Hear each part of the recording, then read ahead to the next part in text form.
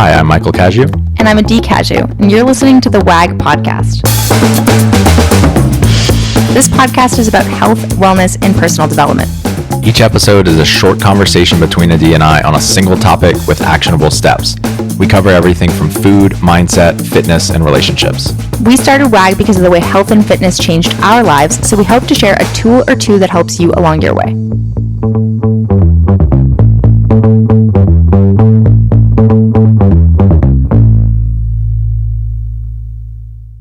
Hey, before we get the show started, we have a quick message for you. Adee and I are doing something brand new called the 5-Day Art of Coaching Challenge. So if you are wanting to become a nutrition coach or you just want to fast track your progress as a nutrition coach, this is for you. This will help you overcome imposter syndrome. It will help you build skills to enroll and build trust with your clients, and it will help you build confidence in your abilities really, really quickly. Yeah, if you're the kind of coach who just has a bit of fear and something stops you from taking action to actually start coaching people, like you're nervous about if you're not getting people results or making mistakes, or maybe you feel like you need a bunch more certifications before you need to get to actually start coaching people, this challenge is for you, because by the end of the 5 days, you are going to be able to push those fears aside and actually get out there. It starts on January 7th, and you can go to workingagainstgravity.com/art of coaching to sign up. Here's how it works. For 5 days, you're going to get an email from us with some homework, and then Adee and I are hosting a live webinar at the end of the day that we're going to go over this and give you some time to really practice these new skills that you're learning.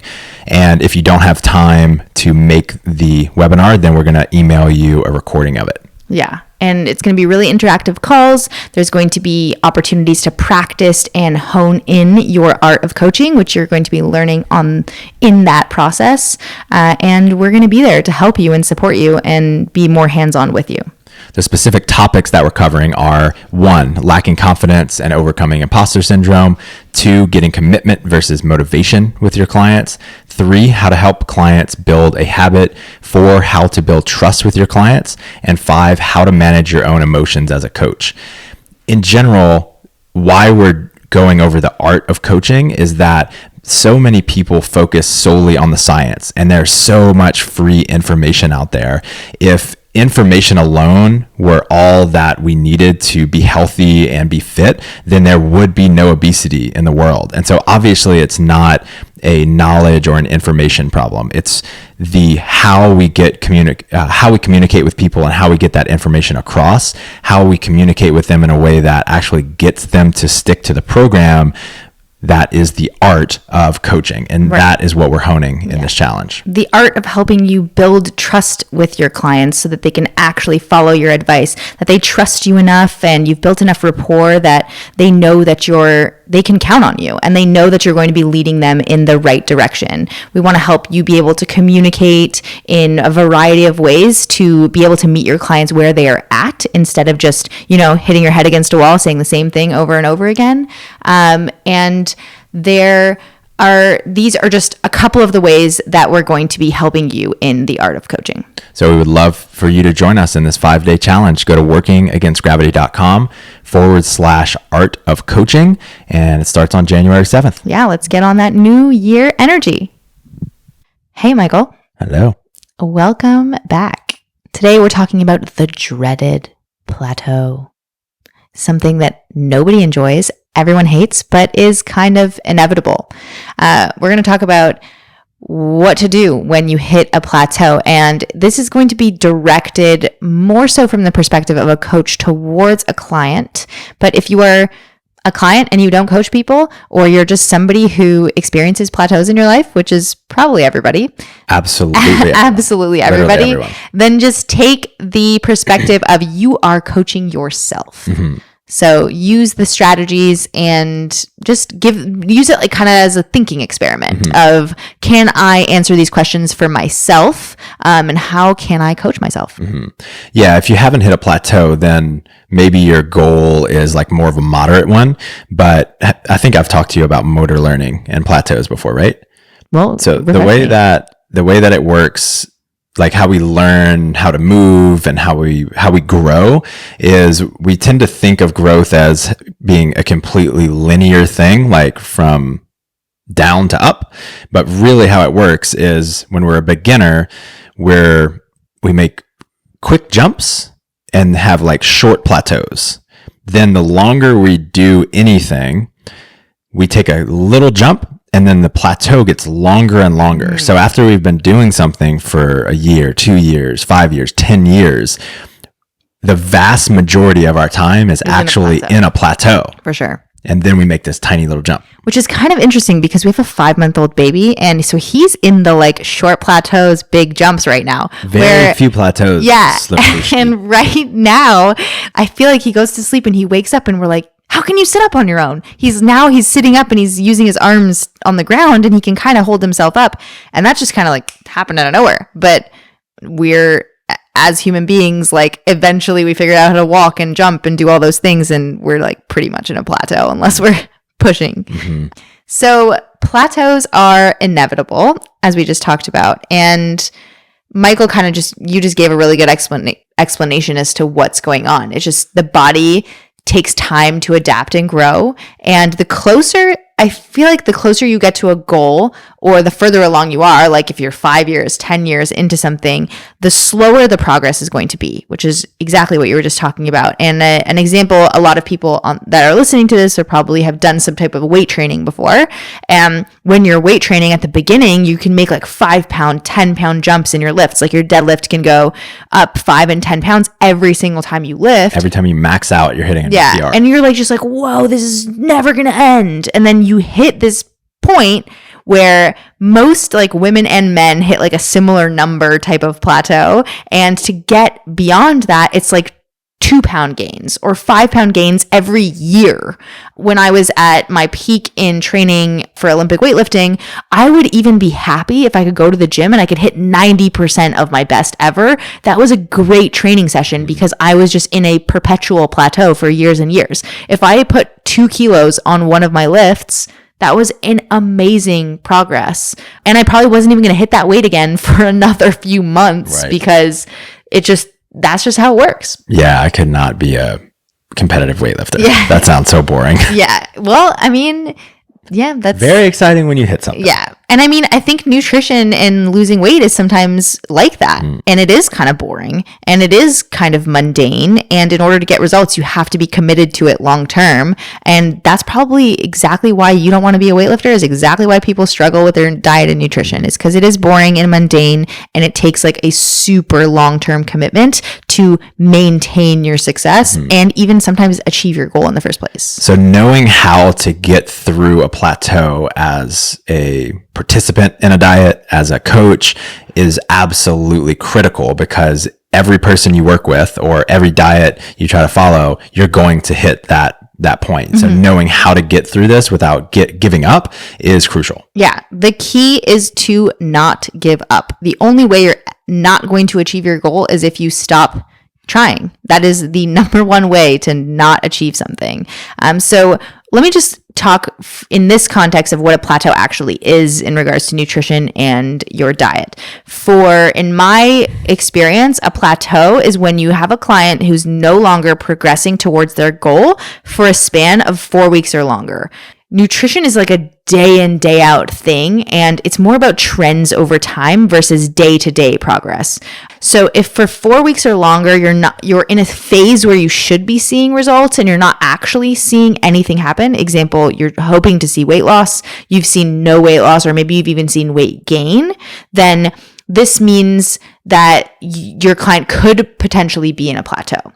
I also want to stress that it also means that as a coach, making adjustments or changes to the nutrition plan should be a patient thing to do, because you can't be 100% sure if what you're seeing is a plateau or there's something else going on, and the body takes time to adapt to changes. So this 4 weeks or longer strategy is really important when working through a plateau. Whether it's you who's experiencing the plateau or it's a client that you're working with experiencing the plateau, all of this takes time.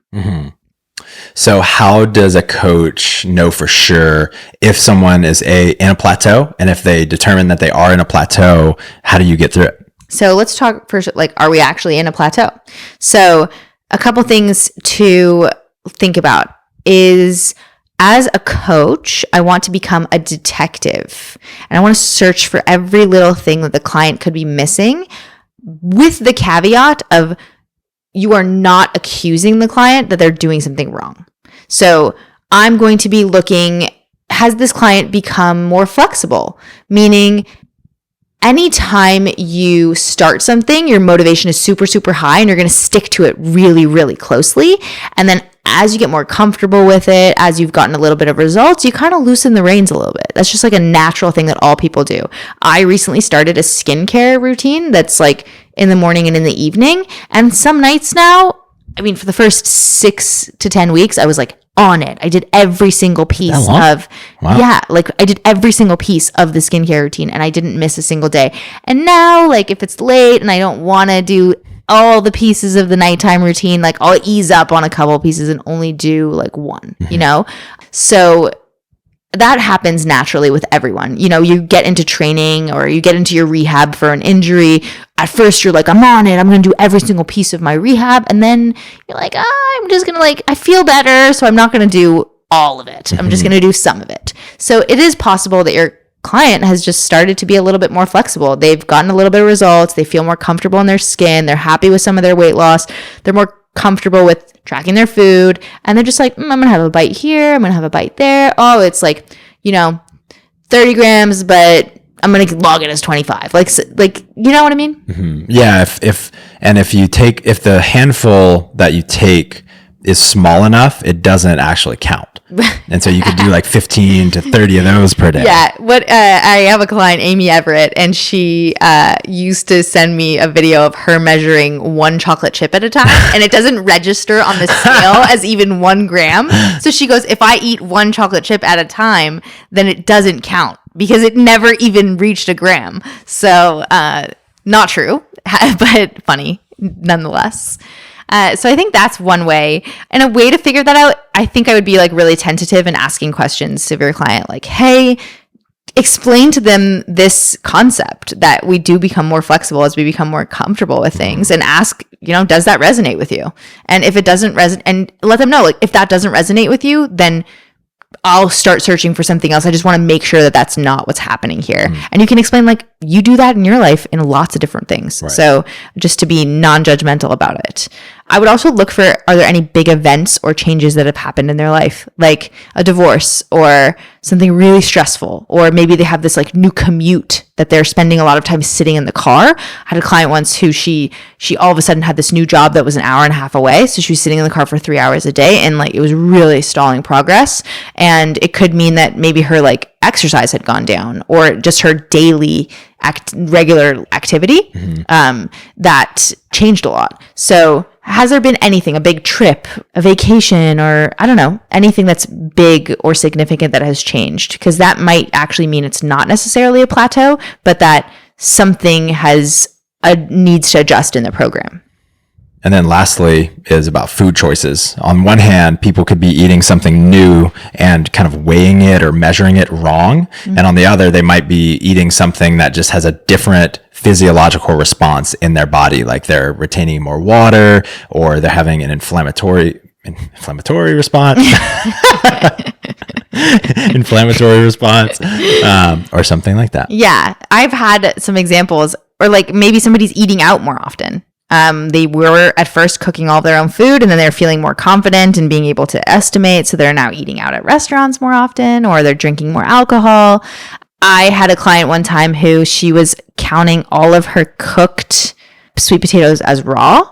And there's a huge difference between a raw sweet potato weight and it cooked, because it then has water in it and it's much heavier. So the heavier amount, she was counting it as if it was raw. And there's like, I think it's like 100 grams of carbs off every time, or something crazy like that. And you are lying and embellishing. I am probably embellishing. I just do that kind of often. But she was having sweet potato every single day and making a big difference, which was really like, it was actually making enough of a difference to then when we adjusted it, it got us out of what seemed like plateau.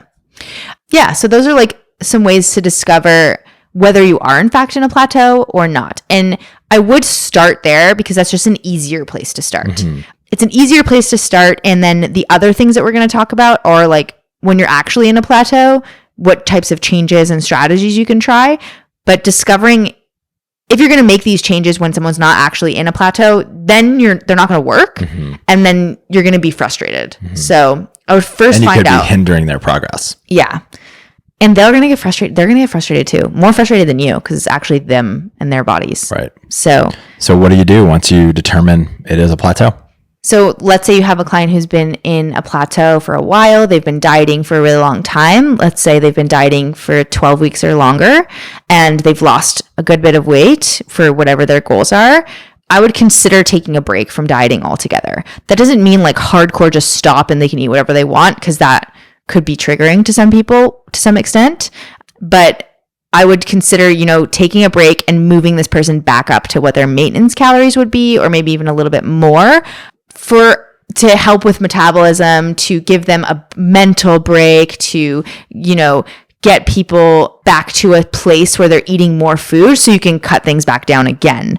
Taking a break in general is going to be a good thing because your body's going to adapt to the lower amount of calories, and it's going to expend less energy, and it's going to just like, it is a very smart machine that figures, oh, I'm only getting this much energy. I'm therefore only going to spend this much energy, and you need to spend more energy than you consume in order to lose weight. So there's adaptations that are happening. Mm-hmm. So taking a break can be a really good thing. And one thing with this to keep in mind, though, is that your client actually may gain some weight back if you build the calories back up and take this break.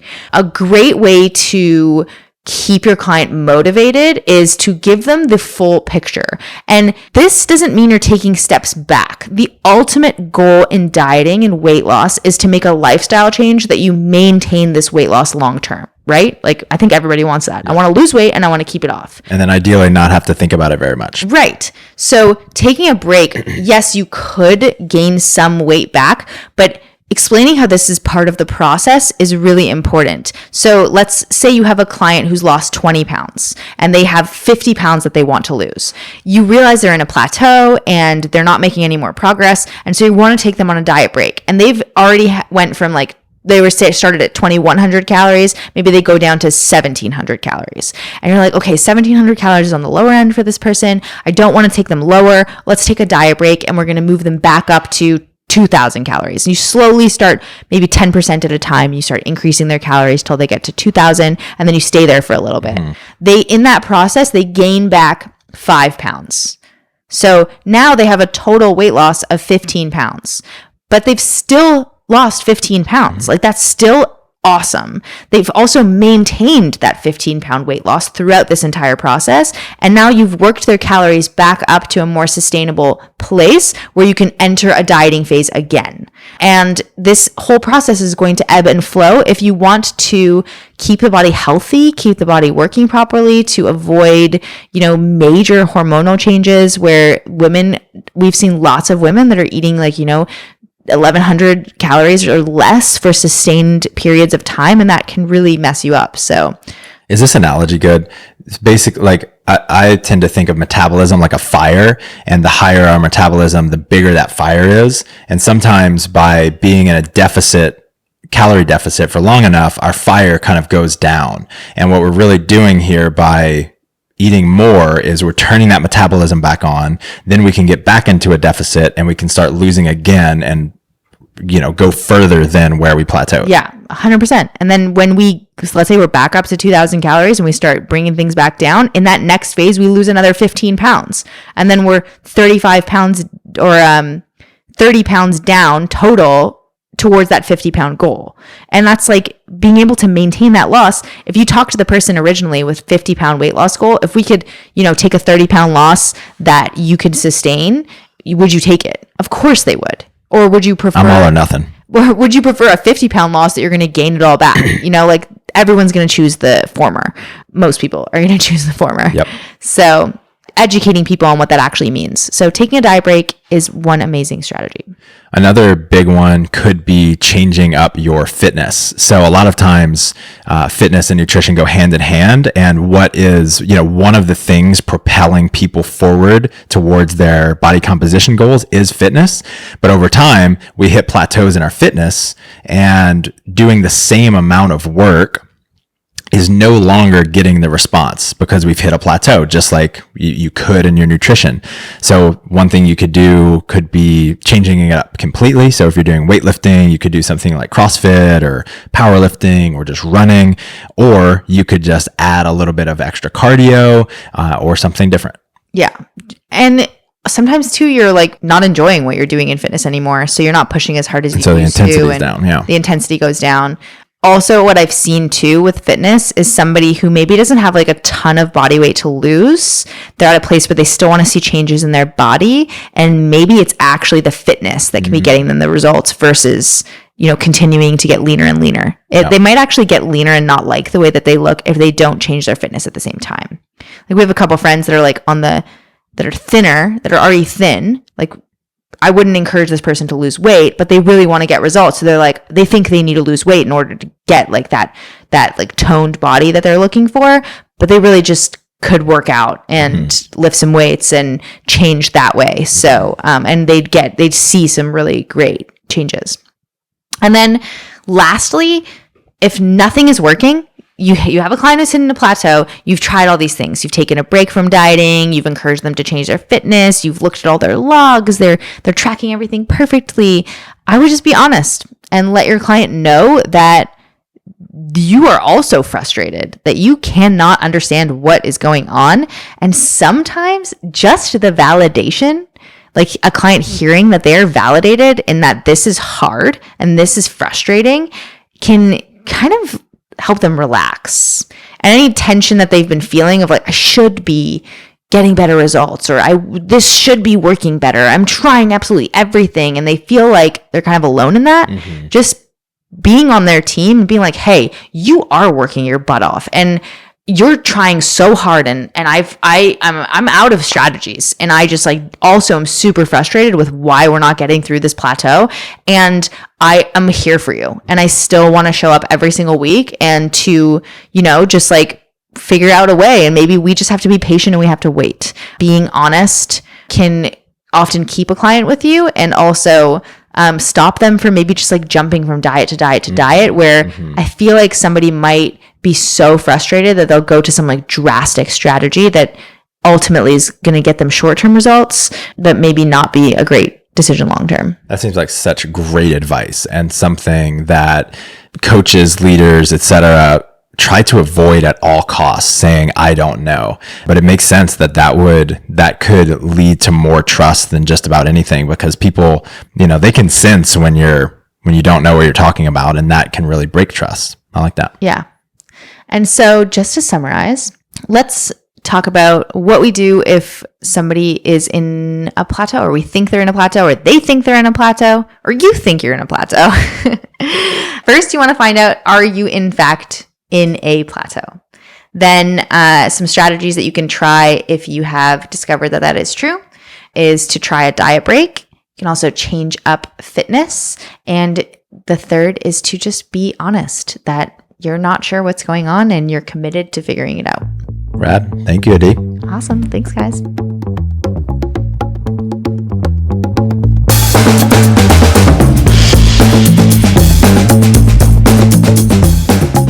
Thanks for joining us. Stay in touch by signing up for our newsletter at workingagainstgravity.com or on Instagram at workingagainstgravity. And don't forget to subscribe to us on iTunes, leave us a 5-star review, and refer a friend. We'll be back next week with another episode. Talk to you then.